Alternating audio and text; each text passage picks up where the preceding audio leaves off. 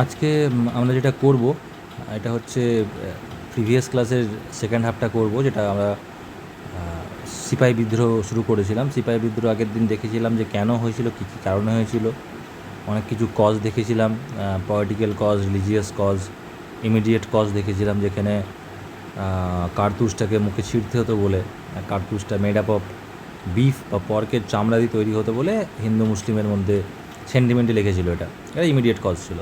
এবারে আমরা যেটা লাস্ট পার্টটা বাকি আছে, দুটো পার্ট, যে কেন কোন কোন জায়গায় হয়েছিল জিনিসটা, হ্যাঁ, এবং কেন জিনিসটা ফেল হয়ে গেল, why it is not successful revolt. ঠিক আছে, তো দেখো প্রথমে ইন্ডিয়ার ম্যাপটা আছে। তো ইন্ডিয়ার ম্যাপে, হ্যাঁ, ইন্ডিয়ান ম্যাপটা আছে। ইন্ডিয়ান সব আমরা যখনই পড়বো পড়বো চেন ওয়াইজ পড়বো কোন থেকে স্টার্ট হয়েছিল। ঠিক আছে, আর এটাকে সিপাহি বিদ্রোহ বলছে জানি। সিপাহি বিদ্রোহ ছাড়াও এটাকে অনেক কিছুই নাম দেওয়া হয় জানো, যেটা যেমন এটাকে তোমার ন্যাশনাল রিভোল্ট বলা হয়, ঠিক আছে, বা ফার্স্ট ওয়ার অফ ইন্ডিপেন্ডেন্স বলা হয়, অনেক কিছু বলা হয়। কেন বলা হয় এগুলো সব দেখবো এক এক করে। তো সব থেকে প্রথমে মনে রাখবে আমাদের শুরু হয়েছিল এই বহরমপুরে। দেখো লেখা আছে বহরমপুর। হ্যাঁ, সব থেকে ফার্স্ট স্টার্ট হয়েছিল বহরমপুরে। কিন্তু বহরমপুরে সেম কারণের জন্য হয়েছিল। বহরমপুরে একটা মুসলিম রেজিমেন্ট ছিল, যেটা হচ্ছে 19th ইনফ্যান্ট্রি। 19th ইনফ্যান্ট্রি ছিল। হ্যাঁ, এটা একটা মুসলিম রেজিমেন্ট ছিল, যেখানে প্রথমবার সিপাহি বিদ্রোহ হয়েছিল ওই কার্তুজ মুখে ছেঁড়ার জন্য বহরমপুর স্কোয়ার ফিল্ডে। কত ডেট হচ্ছে 26th, হ্যাঁ 26th Feb 1987, 1957। এটা তোমার বহরমপুরের ডেট ছিল। এই ডেটের সময় মুসলিম যে সৈন্যরা ছিল এখানে, সিপাহিরা ছিল এখানে, রিভোল্ট করেছিল কি আমরা মুখে দিয়ে কার্তুজটাকে ছিঁড়বো না। এই জন্য কী হয়েছিল, ওদেরকে প্রচণ্ড ব্রুটালিভাবে সাপ্রেস করা হয়েছিল জিনিসটাকে, সবাইকে মেরে দিয়ে। ঠিক আছে, তারপর আস্তে আস্তে জিনিসটা চলে গেল ব্যারাকপুরে। সেকেন্ড প্লেস হচ্ছে ব্যারাকপুর, মনে রাখবে। এটা ফার্স্ট হচ্ছে এটা, সেকেন্ড হচ্ছে ব্যারাকপুর। ব্যারাকপুরে কবে হয়েছিল? 29th March 1857। 29th মার্চ 1857 ব্যারাকপুরে রিভল্টটা হয়েছিল। এইখানে কোন ইনফ্যান্ট্রি ছিল? এখানে 34th ইনফ্যান্ট্রি ছিল। এগুলো পরীক্ষাতে আসে। ঠিক আছে, এখানে মঙ্গল পাণ্ডে ছিল। মঙ্গল পাণ্ডে যে বিদ্রোহটা করেছিল এইখানে ছিল। সেম কারণের জন্যই করেছিল। বলেছিল ওরা যখন প্র্যাকটিস হচ্ছিল এতে, তখন বললো ফায়ারিং প্র্যাকটিস হচ্ছিল, তখন বললো না আমরা এটা মুখে দিয়ে ছুড়ব না। এই জন্য প্রচণ্ড বড় ঝামেলা হয় একটা ব্যারাকপুরে। হ্যাঁ, এটা হলো। এরপরে কী হলো, জিনিসটা আস্তে আস্তে শিফট হয়ে যখন এরপরে ডাইরেক্ট গেলো মেরঠে চলে গেল। এইখানে এটা মেরঠ, এখানে মেরঠ আছে। দেখো এটা 3 নম্বর। মেরঠে গেল। মেরঠে কবে গেল? মেরঠে গেল 10th May 1857। 10th May 1857 ওইখানে হলো। কিন্তু মনে রাখবো এই যে 29th মার্চ থেকে 10th May, মার্চ এপ্রিল, এই যে 2 মাসে, এই 2 মাসের মাঝখানে মনে রাখবে 8ই এপ্রিল 1857 সালে মঙ্গল পাণ্ডে ওয়াজ এক্সিকিউটেড। ফাঁসি দিয়ে দিয়েছিল এখানে এটা করার জন্য ওনাকে। তারপরে আরও জিনিসটা বেশি মাত্রায় যে মেরঠে তৈরি হলো। মেরঠে কী হলো? মেরঠে এখানে সবাই যোগ হলো। হ্যাঁ, মানে বিভিন্ন বিভিন্ন জায়গা থেকে তোমার সৈন্যরা এলো ওইখানে, এবং ওরা কী হলো, সবাই মিলে ওরা মেরঠ থেকে দিল্লি গেল। হ্যাঁ, এবং দিল্লি ক্যাপচার করে নিল। দিল্লি ক্যাপচার পর কী করলো, দিল্লি ক্যাপচার করলো, এবং এখানকার যে তখন বাহাদুর শাহ 2 ছিল, BS2 লিখছি, ঠিক আছে, বাহাদুর শাহ 2, বাহাদুর শাহ 2কে কী করলো, দিল্লি ক্যাপচার করে একে এম্পায়ার ঘোষণা করে দিল, মানে রাজা করে দিল কি আর আমরা ইস্ট ইন্ডিয়া কোম্পানি নেই, আমাদের রাজা হচ্ছে বাহাদুর শাহ 2। ঠিক আছে, এখানেও হলো। এরপর থেকে আস্তে আস্তে তোমার গেল লখনৌ। এটা হচ্ছে 4 নম্বর। লখনৌ কোথায়? দেখো লখনৌ এখানে আছে, এটা 4 নম্বর। লখনৌতে গেল। লখনৌতে কবে গেল? ডেট দিল্লিতে ডেটটা রেখেছি, সবগুলো ডেট মনে রাখা দরকার নেই, আমি জাস্ট লিখছি বড় করার জন্য। 10th May 1857 সালে। 1857 প্রতিবার লিখছি না, 10th Mayতে হয়েছিল। সালটা কি থাকবে? ঠিক আছে, তারপরে এখান থেকে হয়ে গেল। এখান থেকে হয়ে পর লখনৌ গেল। লখনৌতে কে লড়ছিল?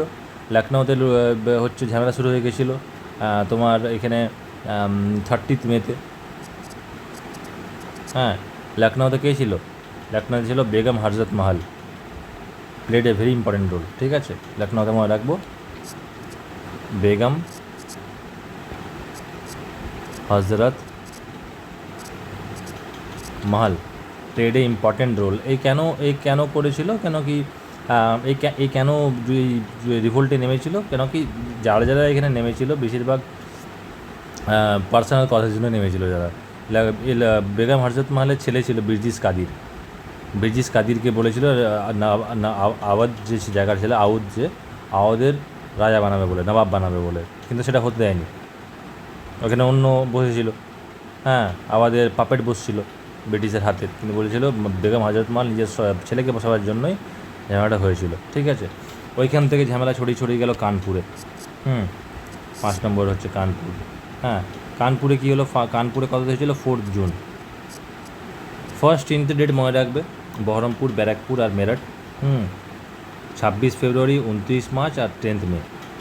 বাকিগুলো তত ডেট দরকার না, জাস্ট লিখে দিচ্ছি আমি করে। কানপুরে হলো 4 জুন।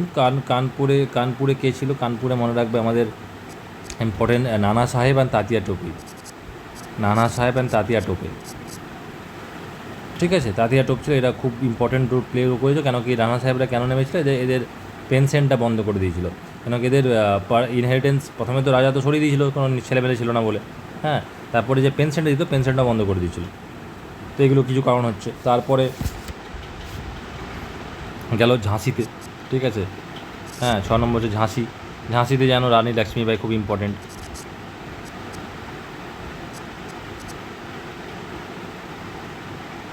রানী লক্ষ্মীবাই ইম্পর্টেন্ট রোল। রানী লক্ষ্মীবাইও সেম, হ্যাঁ, ঝাঁসিটাকে ক্যাপচার করে নিয়েছিল ওটাকে ফেরাবার জন্য। তারপরে তোমার এখান থেকে গেল বেরেলি, 7 নম্বর। হ্যাঁ, বেরেলিতে কে ছিল ইম্পর্টেন্ট? হ্যাঁ, বেরেলিতে ছিল তোমার, লিখি এখানে আরও দিয়ে এপাশে, বেরেলিতে ছিল খান বাহাদুর খান খান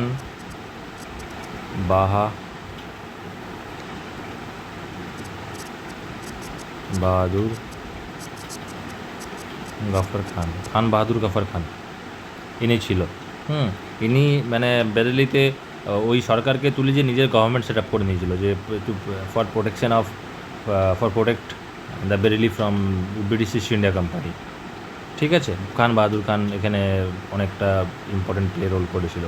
আর লাস্ট অনেক ছোটো যে ইম্পর্টেন্টগুলো বলছে, লাস্টে বিহারে একটা জায়গায় ছিল, এখানে যেটা লেখা নেই। বিহারে 2 জায়গায় হয়েছিল জিনিসটা। ঠিক আছে, তার এখানে একটা করে দিই, লালটা বুঝতে পারবে। হ্যাঁ,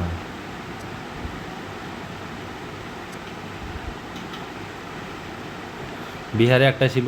হ্যাঁ, বিহারে দুটো হয়েছিল অ্যাকচুয়ালি, 2 জায়গায় ঝামেলা আছে। একটা জগদীশপুরে হয়েছিল বিহারের। হ্যাঁ, এটা হচ্ছে 8 নম্বর। 8 নম্বর 8 নম্বরের কোথায়? 8 নম্বর তোমার হয়েছিল, এখানে লিখে দিচ্ছি, বিহার যেটা হয়েছিল।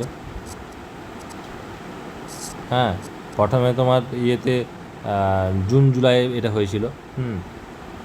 এটা তোমার জুন জুলাই 1857 হয়েছিল। ঠিক আছে, এটাতে তোমার জগদীশপুর ছিল, এবং তারপরে আরা বলে একটা জায়গা আছে, ফেমাস জায়গা, এখানেও ঝামেলা হয়েছিল। আর এখানকার লিড রোল প্লে করেছিল কুনওয়ার সিং। ঠিক আছে, তো দেখতে পাচ্ছ 8টা প্রথমে ব্যারাকপুর বহরমপুরে হলো, এখান থেকে এলো ব্যারাকপুরে, তারপরে চলে গেল মেরঠ থেকে দিল্লি থেকে লখনউ। হ্যাঁ, দেখে সব জায়গা আছে, এই জায়গার উপর ছেড়ে গেছে। এই জায়গাটা অল ওভার ইন্ডিয়া ছিল না, এটা এই ম্যাপটা দেখে বলছে অল ওভার ইন্ডিয়া প্রোটেস্ট ছিল না। আমাদের যে কি বলবো, নর্থ ইস্টার্ন পার্টটা আছে। ঠিক আছে, এটা যদি ইস্ট হয়, এটা যদি নর্থ হয়, নর্থ ইস্টার্ন পার্ট যেটা আছে আমাদের, ওইখানে নর্থ ইস্টে, আর সেন্ট্রালেও কিছু কিছু জায়গায়, সেন্ট্রাল বলবো না, এই জায়গায় নর্থ ইস্টেই ধরো তুমি, এই নর্থ ইস্টে বেশিরভাগ এই রিভোল্টটা চলেছিল। হ্যাঁ, আর এটা কেন কি এই দিল্লি পর্যন্ত তো ছিল, ঠিক আছে, দিল্লি অবধি সিপাহীরা ছিল, কিন্তু দিল্লির পর থেকে বহরমপুর, ব্যারাকপুর, মেরঠ ইউপির আর দিল্লি এগুলো কী হয়েছিল, এগুলো তোমার সিপাহীরা ছিল। কিন্তু যখনই ঝাঁসি, বেরেলি, আওয়াধ, কানপুর, লখনউ এগুলো ছিল, কিন্তু এখানে হচ্ছে সিপাহি ছিল না, এখানে তোমার ওই জায়গার প্রাক্তন রাজারাও ইয়ে করেছিল, যুদ্ধ করেছিল, এদের সাথে সাপোর্ট করেছিল, ঠিক আছে। কিন্তু এত সব যুদ্ধ করার পরেও জিনিসটা হলো না কেন? Why this revolt is fail? এই প্রশ্নের পরীক্ষার কিন্তু মেন্সে দিতে পারে, প্রিলিমসে বলো, এসআই বলো, কজ দেবে একটা প্রশ্ন, what are the cause of 15/7 বা what are the revolt of, দুটো মার্চ করেও দিতে পারে বা দুটো অন্য অন্য দিতে পারে। তো সিম্পল দেখো, পয়েন্ট ওয়াইজ আমরা লিখবো। সব জায়গায় প্রথমে লিখবো ওয়াই দ্য রিভোল্ট যদি ফেল্ড বলা হয়, কী পয়েন্ট আছে। সব জায়গায় প্রথমে ইম্পর্টেন্ট পয়েন্ট হচ্ছে যে নো কমন অথরিটি, না সরি নো কমন অথরিটি হবে না, এখানে ভুল লেখা আছে,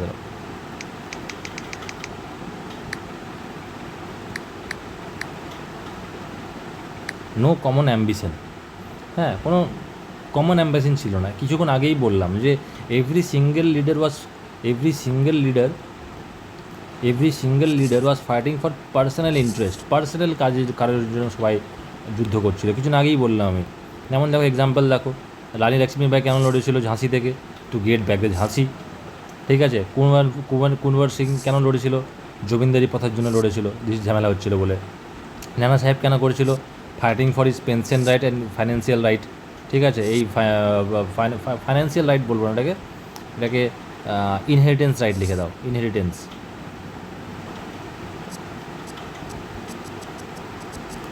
রাইটের জন্য ইয়ে হচ্ছিলো।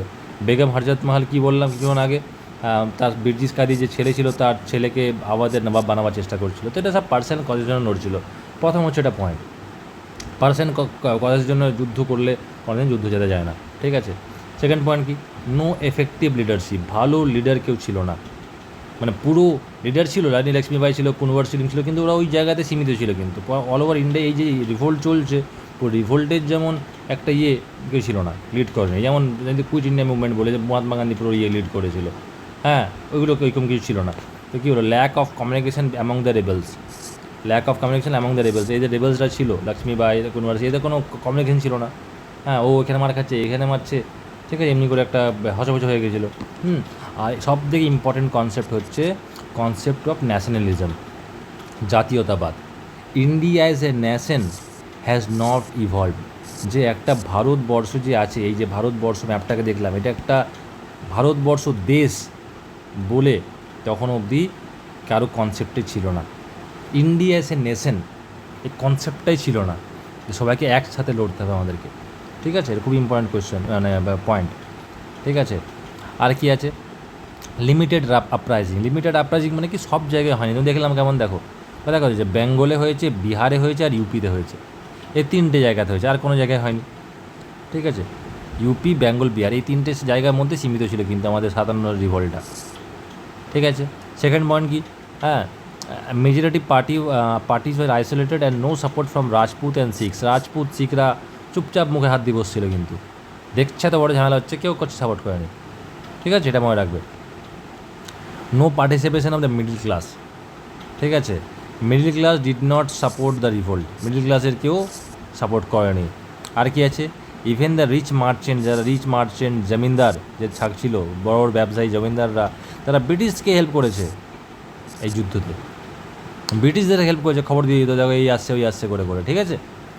এত বদমাইশ ছিল এরা। তো এইসবের জন্য যুদ্ধটা, রিভোল্টটা সাকসেসফুল হয়নি। আর কি আছে? Lack of widespread support, মানে বাইরে থেকে কেউ সাপোর্ট পায়নি।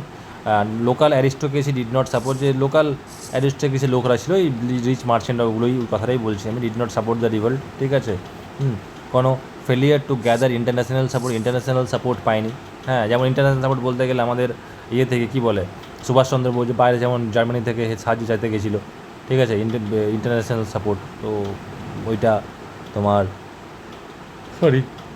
পায়নি কোনোরকমভাবে, ঠিক আছে। আর lack of modern tools and equipment, সব তো যুদ্ধ করছে তরোয়াল দিয়ে, ঢাল দিয়ে, তীর্ধনুক দিয়ে, বালা ভাল্লভ দিয়ে, ওদের কাছে অ্যাডভান্স ছিল, ওয়েপেন ছিল ব্রিটিশদের কাছে, তো এটাও পায়নি। তো দিস আর দ্য রিজনস, এই রিজনগুলো, no common ambition, no effective leadership, limited uprising, no participation of middle classes and lack of wide space support, ঠিক আছে। এই এতগুলো পয়েন্টের জন্য তোমার এই ফান্ডগুলো যদি না থাকতো, এইসব ফেলিয়ারগুলো, তাহলে ইট ওয়াজ, মানে এটা হতে পারতো যে একজন, তখনই 57 সালেই আমরা আজাদি পেয়ে যেতাম, কিন্তু পাইনি বিকজ অফ দিস থিংস, ঠিক আছে।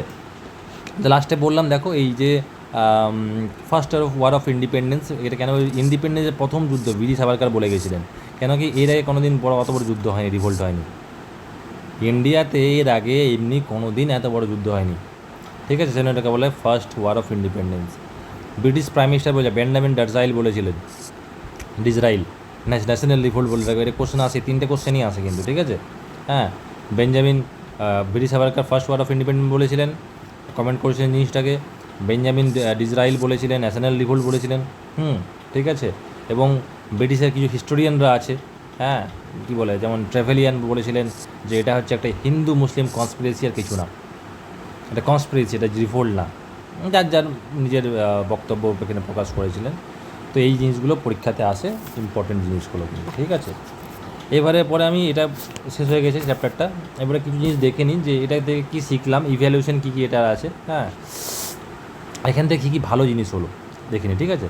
দেখো, became a symbol of mass resistance, প্রথমবার দেখলো ব্রিটিশে একটা প্রচণ্ড বড় মাস মানে হচ্ছে অনেক জনসংখ্যা, অনেক লোকজন এটাতে পার্টিসিপেট করেছিল, একজন লোক রেজিস্ট করছে না, দুজন লোক রেজিস্ট করছে, একটা বড় মাস রেজিস্ট করছে একটা আমাদের ব্রিটিশ ইন্ডিয়াকে করতে, ঠিক আছে, সিম্বল অফ মাস রেজিস্ট্যান্স হয়ে গেছিলো। ইস্ট ইন্ডিয়া কোম্পানি এন্ড, এরপর থেকেই ইস্ট ইন্ডিয়া কোম্পানির ধ্বংস হয়ে গেল, পতন হয়ে গেল, ঠিক আছে, এই অ্যাক্টের দ্বারা। এর ব্রিটিশ যে পার্লামেন্ট ছিল ইয়েতে ইংল্যান্ডে, এরা তো ওই তাকটার জন্য বসছিল, 1773 থেকে গলা চাপা শুরু হয়েছিল, গলা টিপতে টিপতে টিপতে টিপতে তখন দেখলো এইটা ভুল করলো, এটাই যে ফাইনাল মানে মেন, তখন ব্রিটিশরা খব করে দিল, বলে বাদ দাও, এইসব কোম্পানি হবে না, সব আমরা খাবো, এবারে কোম্পানি খেলে ধরি হবে।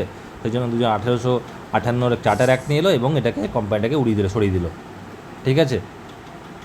হ্যাঁ, এটা কারি দোকানে রাইজ অফ ন্যাশনালিজম বললাম, জাতীয়তাবাদ, এই ন্যাশনালিজম আইএসএম যেটা লেখা আছে, আইএসএম কখন বলে, যেমন দেখবে হিন্দুইজম, ইসলামিজম, হ্যাঁ, এইসব কেন বলে, কেন কি যখন একটা জিনিস, একটা জিনিস নট একটা জিনিস, মানে এটা আইডিওলজি, মানে তখন অনেকগুলো লোক, এক দুটো না, অনেকগুলো লোক তখন কোনো একটা কমন আইডিওলজিকে ফলো করবে, ঠিক আছে। আজকে আমাদের দেশে 26 সবাই nation India, India is my country, India is my, এই যে কনসেপ্টটা, ভারত আমার দেশ, ঠিক আছে, আইডিওলজিটা, এটাকে বলে রাইজ অফ ন্যাশনালিজম, এখান থেকেই জেগেছিল কিন্তু, এর আগে ছিল না, ঠিক আছে। Change in leadership class, from king to stable government, ঠিক আছে, একই ওর ইংলিশটাই কথাটাই বলছে, ফ্রম কিং ছিল তখন আগে, ব্রিটিশ ইস্ট ইন্ডিয়া কোম্পানি তো কুইনের আধারে ছিল, হ্যাঁ, গভর্নমেন্টটা ওদের আধারেই ছিল, কিন্তু বলে স্টেবল গভর্নমেন্টে ইয়ে হয়েছিল, ঠিক আছে। হ্যাঁ, আর শিফট ইন ব্রিটিশরা বুঝে গেল যে এদেরকে চটালে চলবে না, এগুলো ইভ্যালুয়েশন কিন্তু, ঠিক আছে, চটালে চলবে, মোর কসেস অ্যাপ্রোচ, এর পর থেকে দেখবে ব্রিটিশ অনেক দেখে শুনে চলতো, অনেক দেখে শুনে চলেছিল। তখন 1947 সাল আসে, 1947, আমার নামটা এই মুহূর্তে মনে পড়ছে না, 1947 সালে একটা নতুন সিনেমা বেরিয়েছে, সুভাষচন্দ্র বোস 2026 সিনেমা, ওটা দেখো, ভালো সিনেমা। ওইখানে লেখা হয়েছে, ওইখানে তখনকার 47 সালে কুইট ইন্ডিয়া মুভমেন্ট চলছে, তখন ব্রিটিশ যে ভাইসরয় ছিল, ওকে চিঠি লেখে, ঠিক আছে, কি আমাদের 57 সালের মতো পরিস্থিতি হয়ে যেতে পারে, আমাদের আর ইন্ডিয়া থাকলে চলবে না, ঠিক আছে, 57 থেকে 47, তো এইসব জন্য এগুলো হয়েছিল। এবারে এই যে আমাদের ফ্রিডম স্ট্রাগল যে পড়লাম, ক্যাটালিটিক ফর ফ্রিডম স্ট্রাগল, মানে একটা এই জিনিসটা মানে ফ্রিডম, মানে দেশ স্বাধীন করার জন্য কী দরকার, ভালো মনোবল দরকার, এই কী দরকার লাগবে, মাস পার্টিসিপেশান লাগবে, আমাদের অনেক লোক লাগবে, প্লাস কমন আইডিওলজিকে চলতে হবে, ভালো এফেক্টিভ লিডারশিপ থাকবে, ঠিক আছে। এবারে ফ্রিডম স্ট্রাগলে বেশি কিছু বোঝা না, এই পয়েন্টটাকে ডিসক্রাইব করলাম, সেই জন্য বোঝাইনি আমি। এই ফ্রিডম স্ট্রাগলটা মানে কী হয়েছিল, এটা জিনিসটা দুটো হবে, এইটা যে লিখি, the revolt of 1857 was a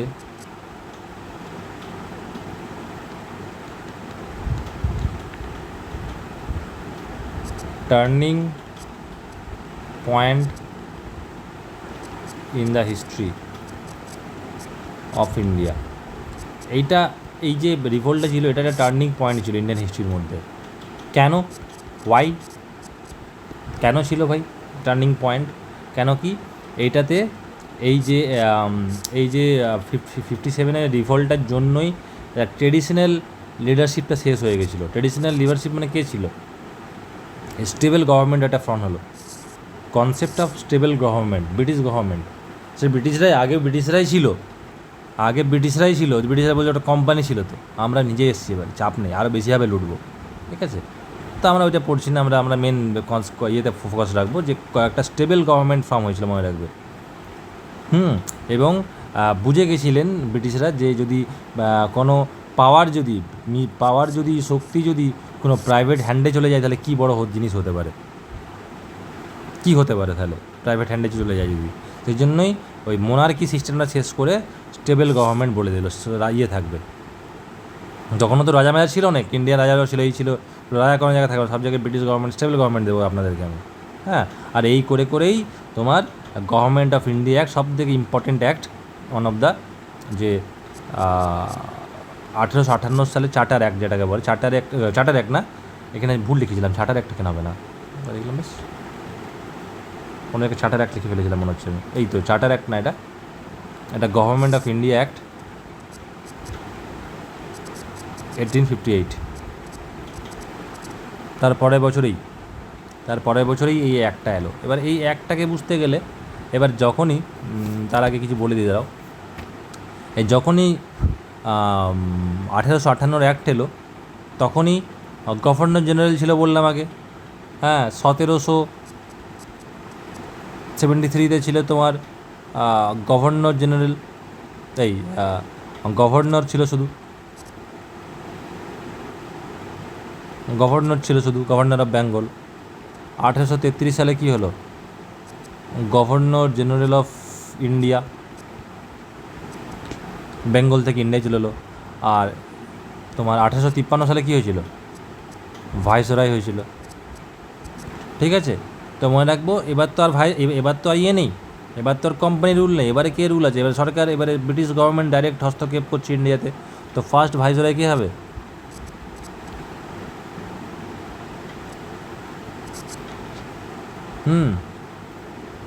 না, আমি একটু ভুল বললাম মনে হচ্ছে, এটা 1858 হবে। এখান থেকে ফার্স্ট ভাইসরয় হবে Lord Canning,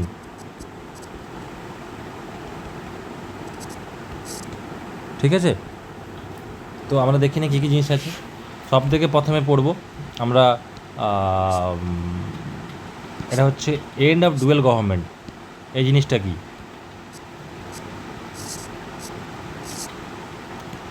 end of dual government এটা কী ছিল? এটা দ্বৈত শাসন ব্যবস্থাকে বন্ধ করে দিয়েছিল, ডুয়েল গভর্নমেন্টটাকে বন্ধ করে দিয়েছিল। যেমন আমাদের কিছু অ্যাক্ট আগের ছিল, যেমন পিটস ইন্ডিয়া অ্যাক্ট, ঠিক আছে, লিখে দিচ্ছে এখানে।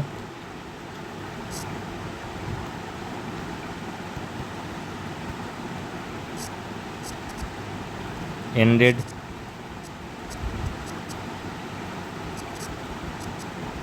পিটস India act,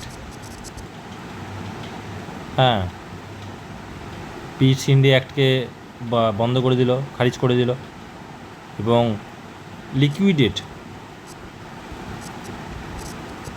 east India company, ওটাকে সরিয়ে দিল। মানে লিকুইডেট মানে ওটাকে জলের মতো করে দেওয়া, মানে জলের হয়ে বেরিয়ে গেল, বার করে দিল। And made India a direct colony. অনেকগুলো কলোনি ছিল ওদের, ইন্ডিয়াতে ছিল, আফ্রিকাতে ছিল, অনেক জায়গায় কলোনি ছিল ওদের, শুধু ব্রিটিশ গভর্নমেন্ট ডাইরেক্ট হস্তক্ষেপ থাকবে, ঠিক আছে। আর কি পয়েন্ট এখান থেকে পড়তে পারবো? এবারে যখনই ডাইরেক্ট গভর্নমেন্ট চলে এলো, তখন কী হলো জিনিসটাকে, হ্যাঁ, আমাদের যে made Queen Victoria as leader of India, আর এবং কুইন ভিক্টোরিয়াকে কী বলা হলো? একে বলা হলো এমপ্রেস অফ ইন্ডিয়া। ছেলেদেরকে এম্পায়ার বলে আর মেয়েদেরকে বলে এমপ্রেস, হ্যাঁ, এমপ্রেস অফ ইন্ডিয়া, ঠিক আছে, ভারতের রানী বলা হলো, ঠিক আছে। তো এই করে ডুয়েল গভর্নমেন্টটাকে ওরা ভঙ্গ করে দিল, ঠিক আছে। আর কি আছে এখানে ইম্পর্টেন্ট বলতে গেলে, ইম্পর্টেন্ট বললাম এটাকে রেসপন্সিবল, এখান থেকে রেসপন্সিবল গভর্নমেন্ট, দায়িত্বশীল সরকার তৈরি হচ্ছে এটাতে, দায়িত্বশীল সরকার, বিগিনিং অফ রেসপন্সিবল গভর্নমেন্ট। কী করে দেখি রেসপন্সিবল বলছে ওরা, যেমন পয়েন্ট বলতে গেলে অ্যাপয়েন্টমেন্ট অফ ভাইসরয়,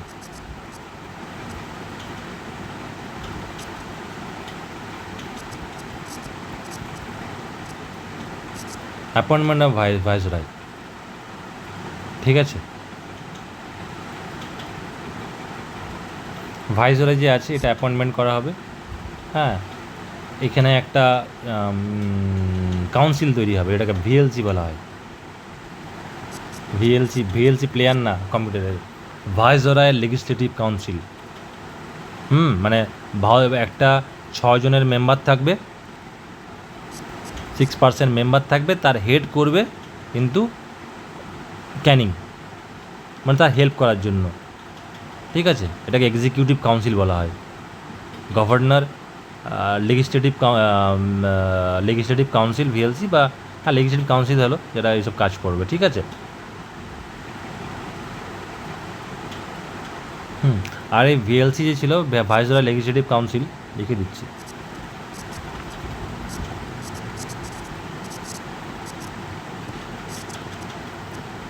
এই ছিল অ্যাডভাইজারি ইন নেচার।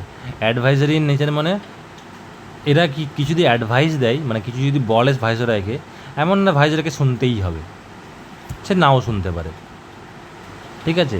এই ভিএলসির সবাই ছিল কিন্তু অল ব্রিটিশ পারসন। তারা আইসিএস দিত, ICS Indian civil service, imperial civil service যারা আসতো, আইসিএসের ফুল ফর্ম কি, ইন্ডিয়ান সিভিল সার্ভিস না, তখনকার সময় ছিল ইম্পিরিয়াল সিভিল সার্ভিস। তো ইন্ডিয়ান সিভিল সার্ভিস পরীক্ষা দিয়ে যারা যারা আসতো এই এক্সিকিউটিভ কাউন্সিলে থাকতো, এটা ল বানাতো, ঠিক আছে। আর এটা ছিল কমন ইন নেচার, ইট ওয়াজ এই ভিএলসি ছিল অ্যাডভাইজারি বডি,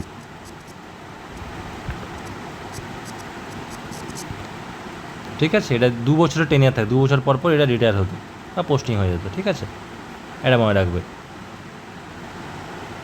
এবং কী হলো, গভর্নর জেনারেল অফ বেঙ্গলটা এই অফ ইন্ডিয়াটা কী হয়ে গেলো, ভাইসরয় হয়ে গেল, এটা মনে রাখবে। এখান থেকে ভাইসরয়টা কী কথার থেকে হলো, এর আগে কী ছিল, এর আগে ছিল গভর্নর জেনারেল অফ বেঙ্গল, এখানে আগে ওপর লিখলাম যেটা 1858 এই জিনিসটা কী করে দিল, গভর্নর জেনারেল অফ ইন্ডিয়া থেকে ভাইসরয়, ব্রিটিশ ভাইসরয় করে দিল, নামটা চেঞ্জ করে দিল, এটা হলো। আর কি আছে, অ্যাপয়েন্টমেন্ট অফ সস,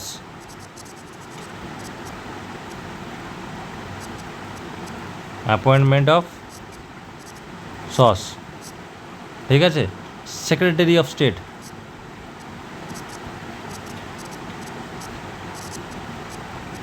এ লন্ডনে বসতো, ভাইসরয় তো বসতো এখানে, ভাইসরয় থেকে একটু উঁচুতে লেভেলে থাকতো সেক্রেটারি অফ স্টেট, সে লন্ডনে বসতো, ঠিক আছে। এ কে ছিল, এ তোমার একজন ব্রিটিশ এমপি লেভেলের লোক ছিল,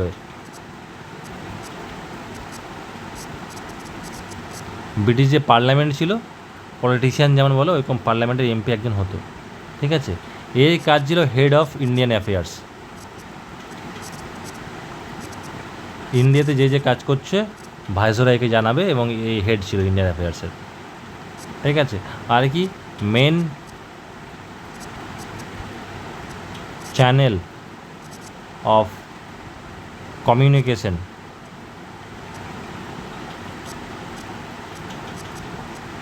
between India and British,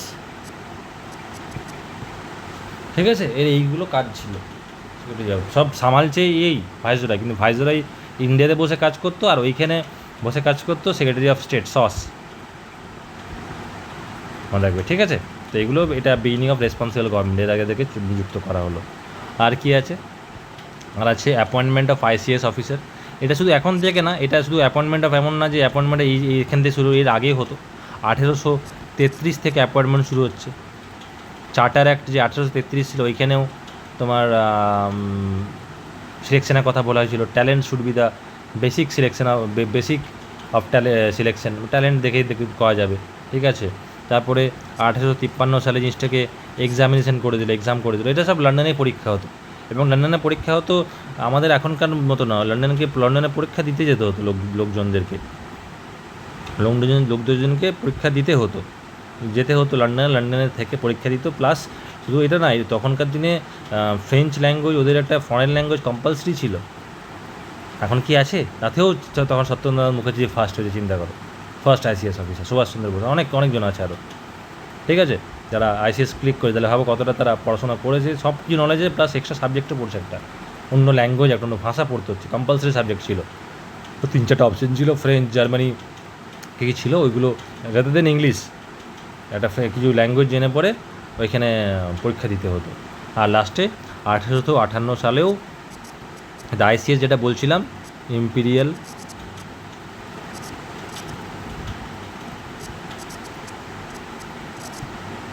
civil service, ঠিক আছে, এইটা আন্ডারে, এটা এসওএসের আন্ডারে ছিল কিন্তু, ঠিক আছে, মানে সেক্রেটারি অফ স্টেটের আন্ডারে ছিল।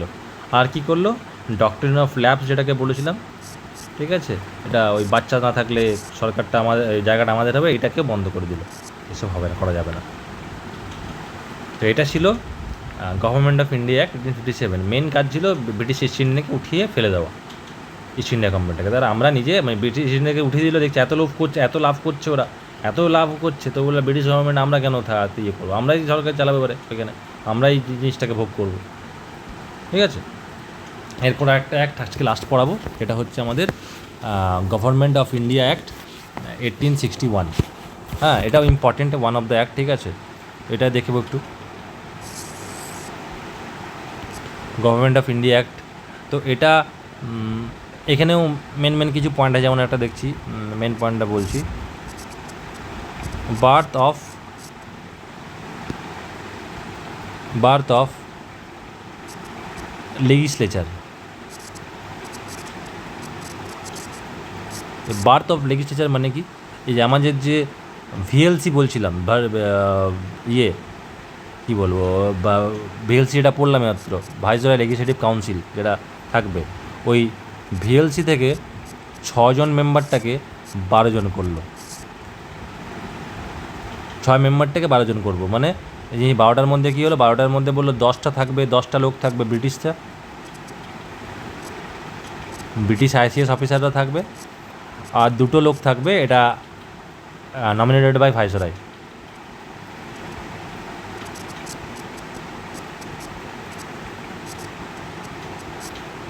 ঠিক আছে, তো এখানে 2টো লোক আমাদের তখনকে কে ছিল প্রথমবারে, একটা মহারাজা পাটিয়ালা,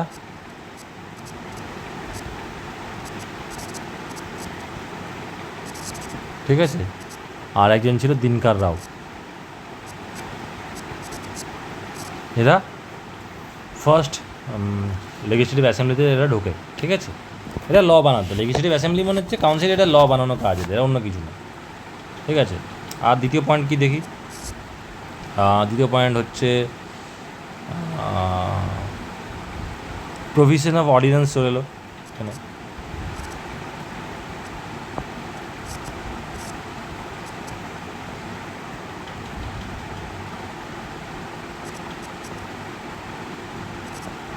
অর্ডিন্যান্স মানে অর্ডিন্যান্সটা কী বললো, মানে কী বলবো এটাকে, ভাইসরয়কে মানে আমাদের হেড করা হলো, chief authority of British, chief authority মানে এ হচ্ছে হায়েস্ট, ইন্ডিয়ার মধ্যে হায়েস্ট অথরিটির চেয়ে চিফ অথরিটি হচ্ছে আমাদের ভাইসরয়।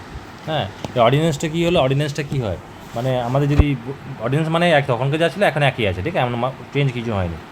যখন parliament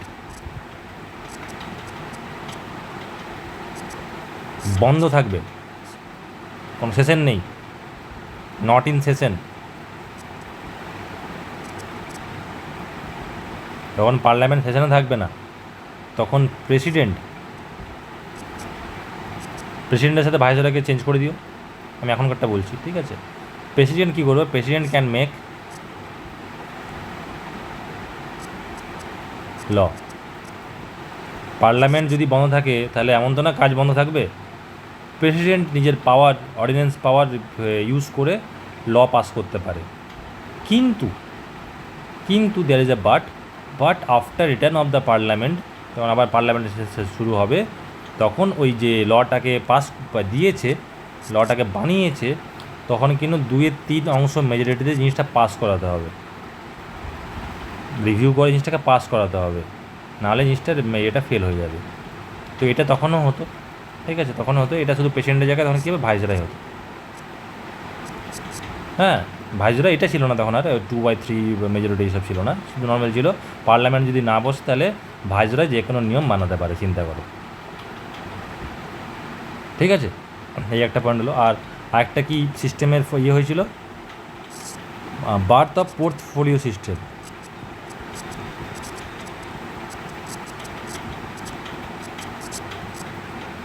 birth of portfolio system, birth of portfolio মানে কি, segregation of into different department,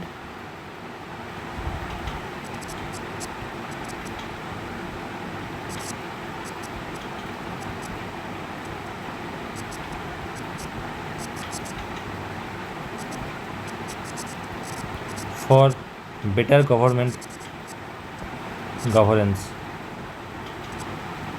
সরকারের ভালো ডিফারেন্ট ছোটো ছোটো যেমন মিনিস্ট্রি, হ্যাঁ, জলমন্ত্রী, এই মন্ত্রী, পোর্টফোলিও সিস্টেম এখান থেকে এসেছিলো, পরীক্ষাতে আসে কিন্তু। অর্ডিন্যান্স কবে থেকে শুরু হয়েছিল, কোন চার্টার অ্যাক্ট থেকে, বা কোন গভর্নমেন্ট অফ ইন্ডিয়া অ্যাক্ট থেকে, ঠিক আছে। লেজিসলেচার কবে কোন অ্যাক্ট থেকে শুরু হলো, পোর্টফোলিও সিস্টেম কোন ইয়ে থেকে শুরু হলো, ঠিক আছে। তো এই 3টে পয়েন্ট ছিল। এর এর এর সাথে সাথেও কিছু আরও ছোটো ছোটো পয়েন্ট ছিল, যেগুলো লিখে দিচ্ছি আমি এখানে নিচে, যারা বুঝতে পারবে কেমন কেমন ল নিয়ে এসেছিলো ওরা, ঠিক আছে। ফার্স্ট পয়েন্ট হচ্ছে, any bill can not be an act without the permission of viceroy. বুঝে গেলে, যেমন এখনকার দিনে কোনো অ্যাক্ট ল হবে না, প্রেসিডেন্ট সাইন না করলে ওরকম ভাইসরয়, প্রেসিডেন্টটা নর্মাল কথা হচ্ছে ভাইসরয়ের টাইপের একদম বেশি। এখনকার প্রেসিডেন্ট পিএম নেই, তখন পিএমটা বাদ দাও, শুধু প্রেসিডেন্ট মানে ভাইসরয়, হেড, একদম হেড, অন্য কেউ কিছু নেই, ঠিক আছে। আর কি বললাম, ভাইসরয় আর কি করতে পারবে,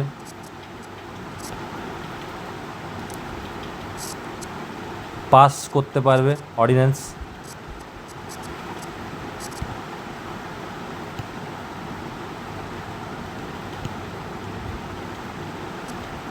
পাস করতে পারবে, হ্যাঁ, পারমিশন লাগবে না কারো কাছ থেকে, অর্ডিন্যান্স পাস করে দিতে পারে, ঠিক আছে।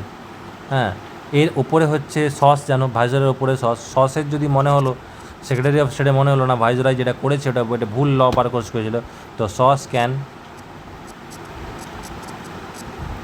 Dissolved any act